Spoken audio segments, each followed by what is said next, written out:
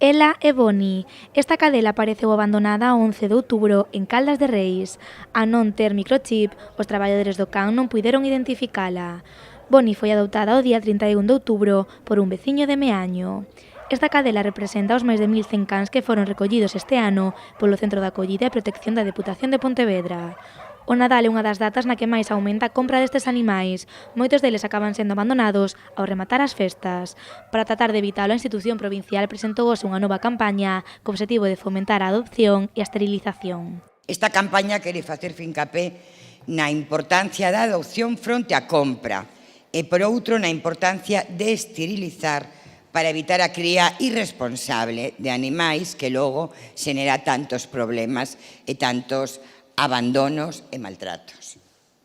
Sabemos que nestas festas moitos animais son obxecto de agasallo entre os máis pequenos e pequenas da casa e queremos concienciar a quen este pensando en facer este regalo para que adopte un can ou unha cadela en lugar de mercalo.